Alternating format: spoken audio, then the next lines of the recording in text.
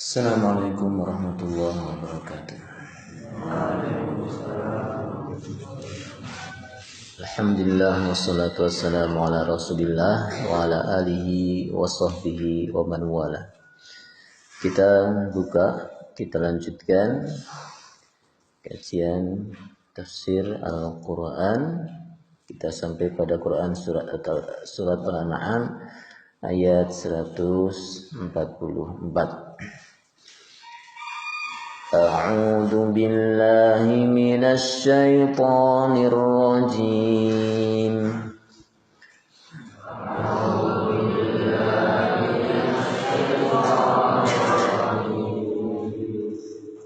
Wa minal ibli itsnaini wa minal baqari itsnain.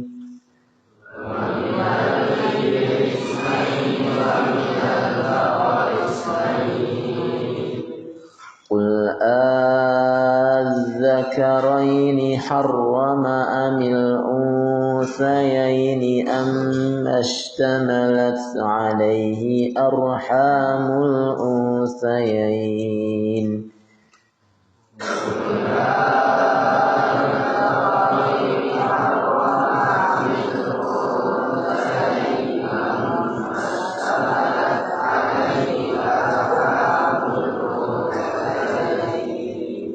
أم كنتم شهداء إذ وصاكم الله بهذا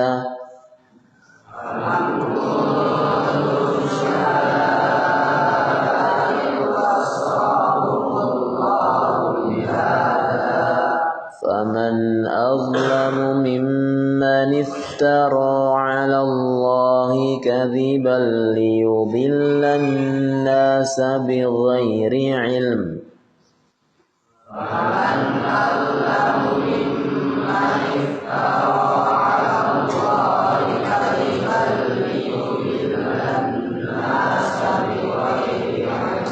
إن الله لا يهدي القوم الظالمين.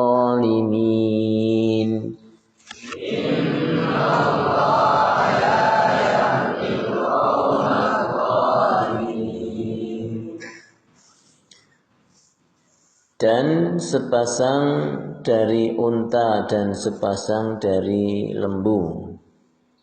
Katakanlah, apakah dua yang jantan yang diharamkan atau dua yang betina, ataukah yang ada dalam kandungan dua betinanya? Apakah kamu menyaksikan di waktu Allah menetapkan ini bagimu? Maka siapakah yang lebih zalim daripada orang-orang yang berbuat dusta, orang-orang yang membuat dusta terhadap Allah untuk menyesatkan manusia tanpa pengetahuan? Sesungguhnya Allah tidak memberi petunjuk kepada orang-orang yang zalim. Ayat ini tentu masih melanjutkan ayat-ayat sebelumnya terkait bagaimana Allah ingin mematahkan persangkaan dan keyakinan sesat dari orang-orang musyrikin yang mereka mengharamkan beberapa hewan atau binatang ternak yang dihalalkan oleh Allah Subhanahu wa ta'ala. Dimajukan di depan mereka dalam ayat ini beberapa pasang unta dan beberapa pasang kambing, atau ada juga yang menyebutkan kambing dan domba. Kemudian ada beberapa pasang juga yang hamil. Kemudian Allah Subhanahu wa ta'ala memerintahkan Rasulullah untuk bertanya, mana hewan-hewan ini?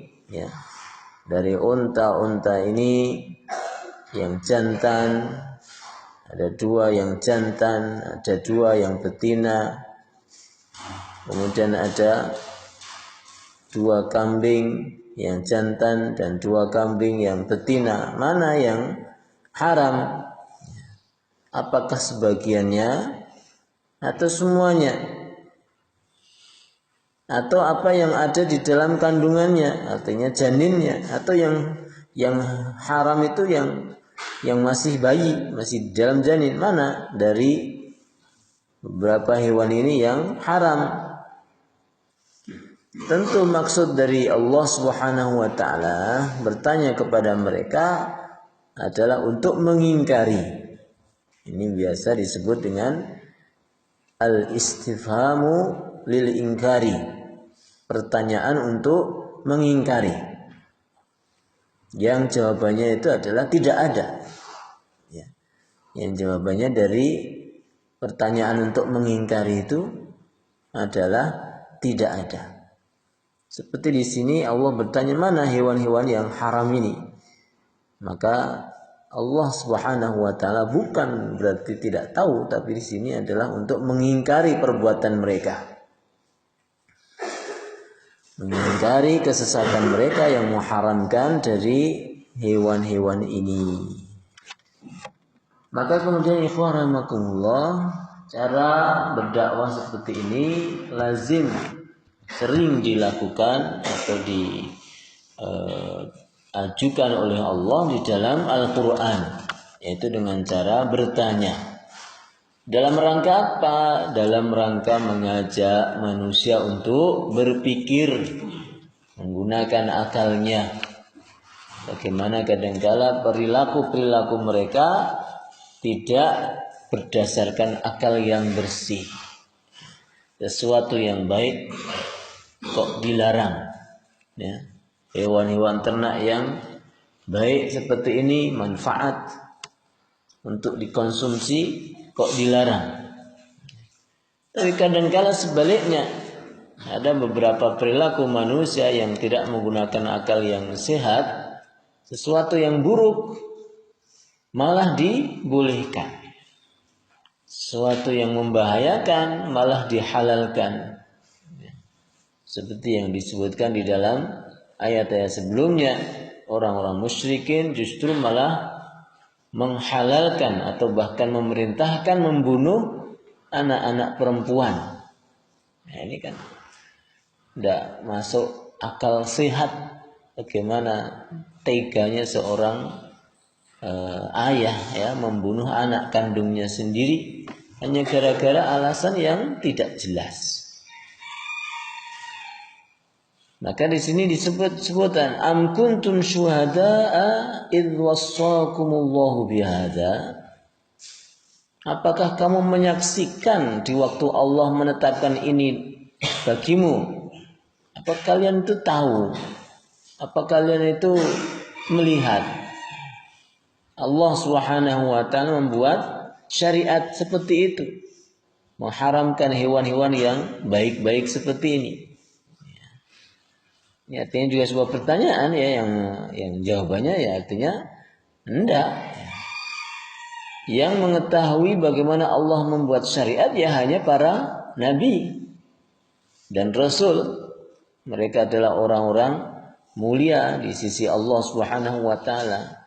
Dan bagaimana Rasulullah sallallahu alaihi wasallam tidak tahu hal itu, kemudian mereka mengatakan tahu. Bagaimana Rasulullah tidak diberitahu oleh Allah bahwa unta dan kemudian kambing, domba haram, sementara mereka diberitahu oleh Allah. Jadi maksudnya seperti itu. Seharusnya kan Rasulullah lebih tahu. Muhammad sallallahu alaihi wasallam lebih tahu kalau hal itu tidak boleh.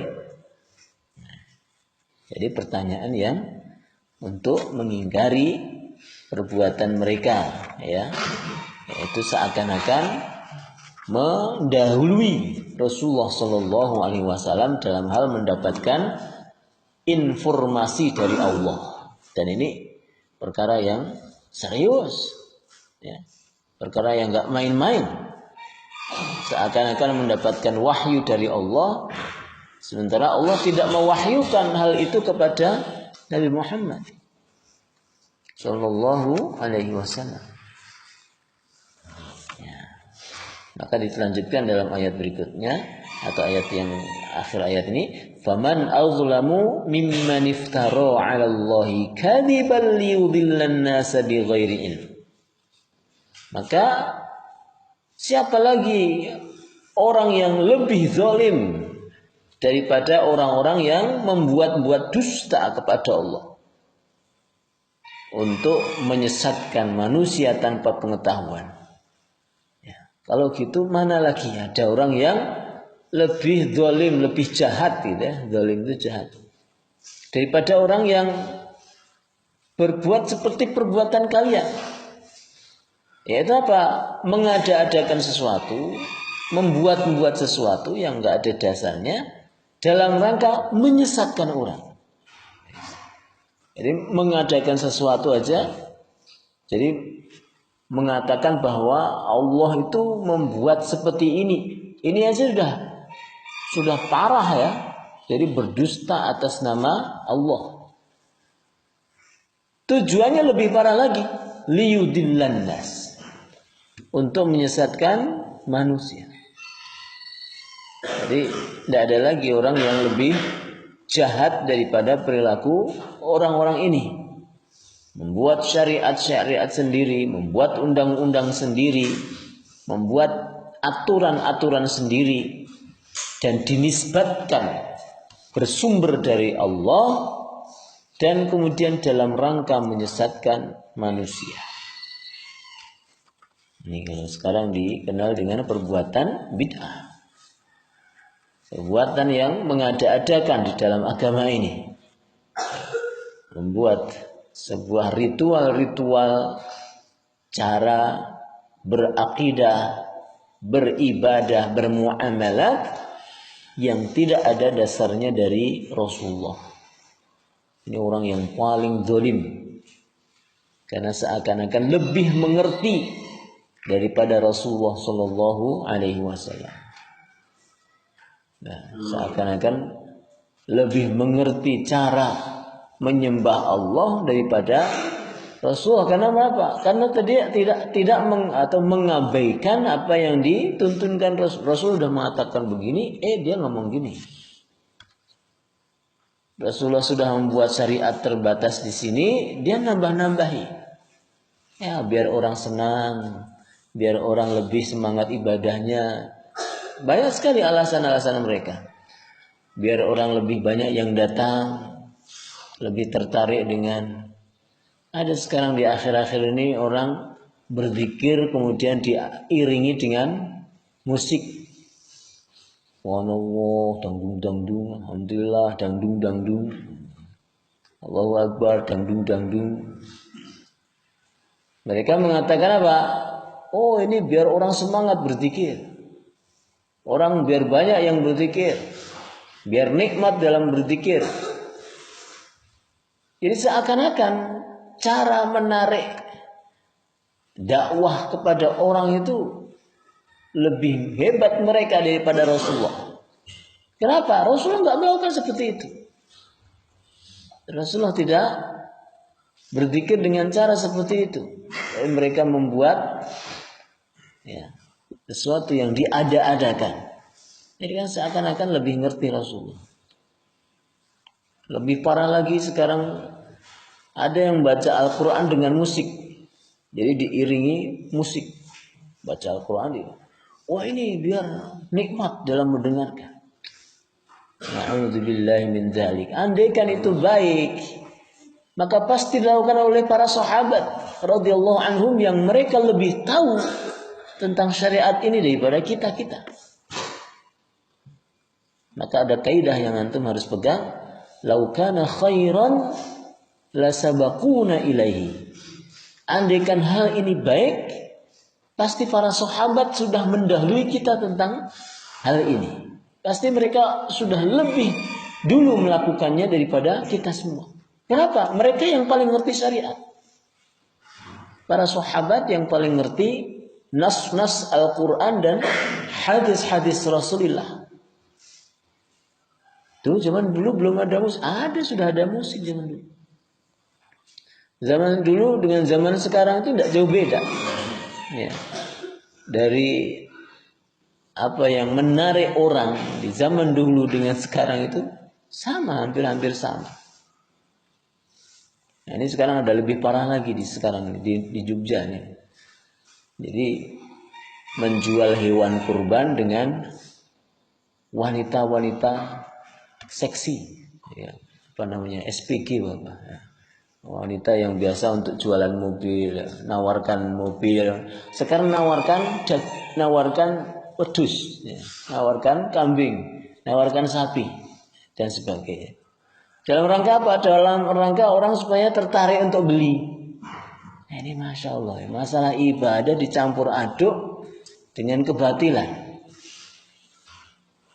Sehingga nilai-nilai ibadah itu makin tergerus.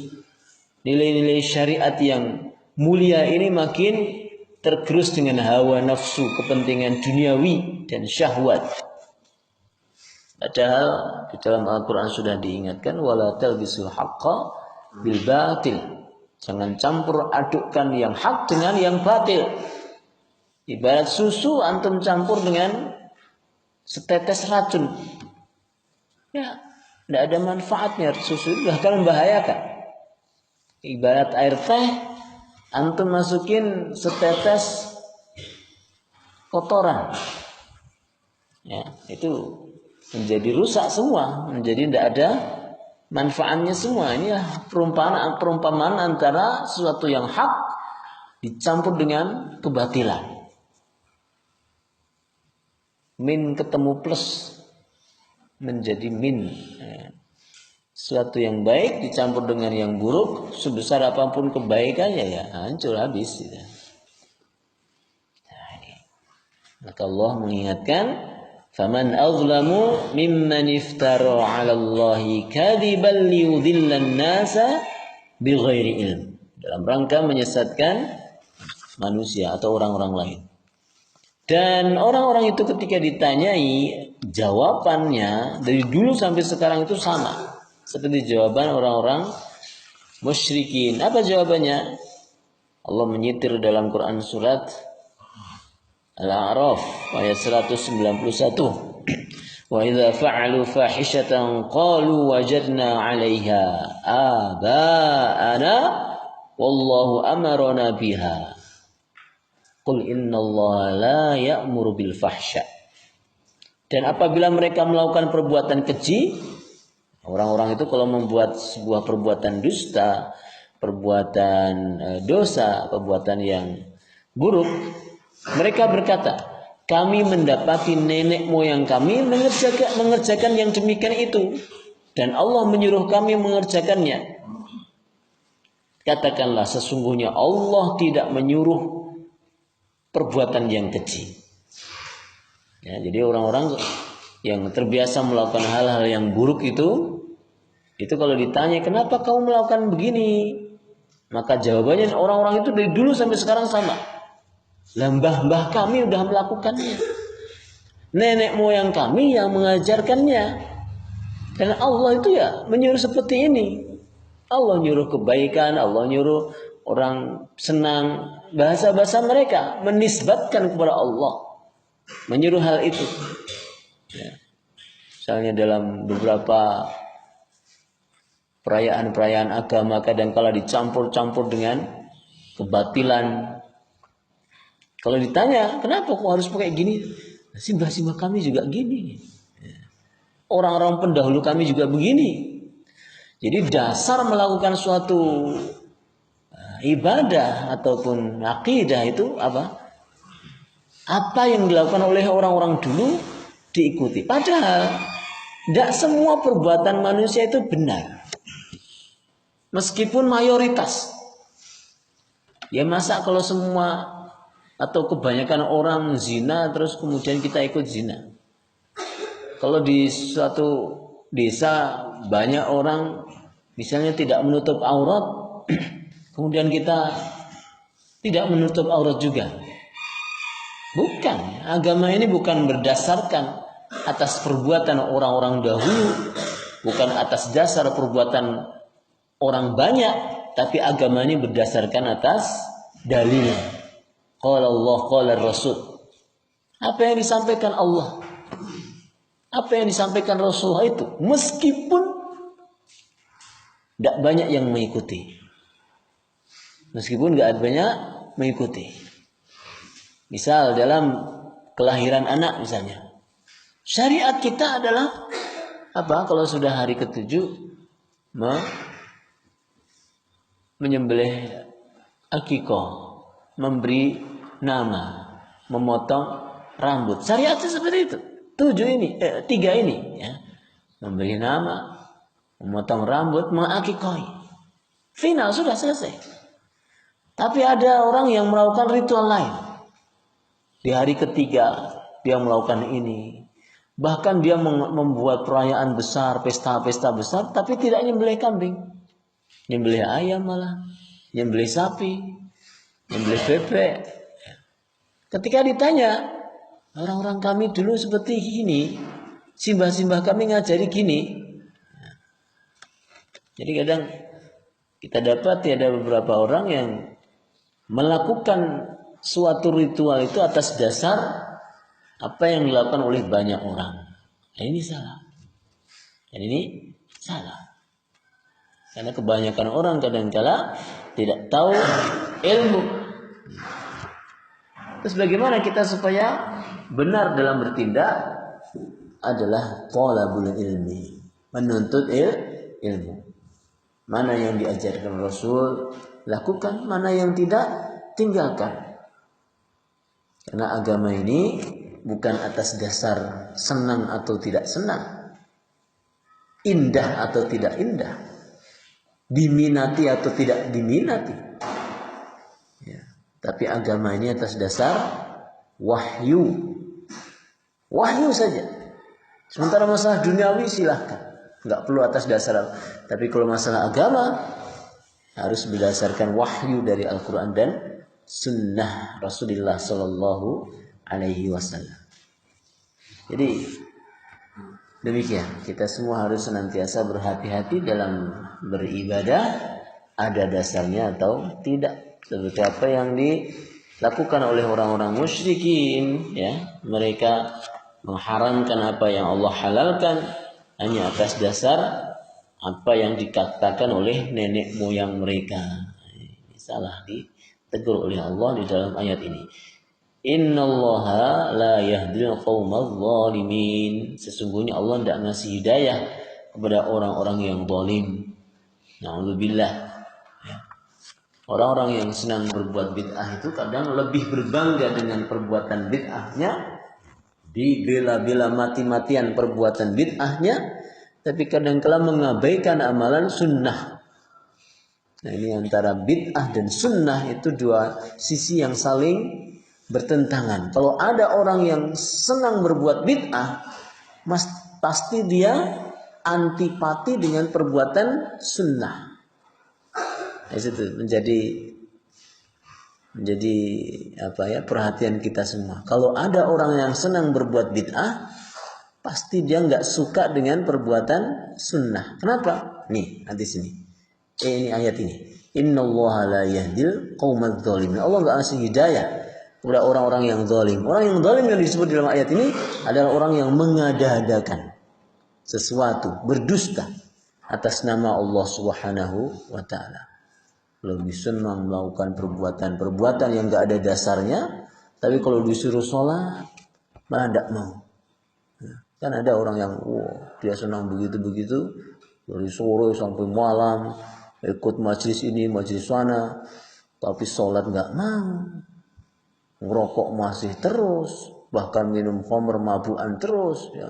Sing penting ikut majelis ini, majelis itu, yang kadang-kala ya, majelis itu kadang-kala mengajarkan sesuatu yang tidak diajarkan Rasulullah Shallallahu Alaihi Wasallam. Ini fenomena akhir zaman. Hati-hati. Namun demikian sebaliknya, kalau orang senang dengan sunnah, maka diajak berbuat bid'ah sekecil apapun tidak mau. Hati-hati betul. Hati-hati betul. Ketika sesuatu ini tidak ada ajarannya, sudah tinggal. Sesederhana itu agama ini. Tidak ada ajarannya, tinggal. Ada ajarannya, lakukan. Semoga Allah SWT senantiasa menuntun kita untuk meniti sunnah Rasulullah Sallallahu Alaihi Wasallam, menjauhkan kita semua dari segala perbuatan bid'ah yang diada-adakan atas dasar nama Allah. Amin ya rabbal alamin. Wassallallahu ala nabiyyina Muhammadin wa ala alihi wa sahbihi ajma'in. Assalamualaikum warahmatullahi wabarakatuh.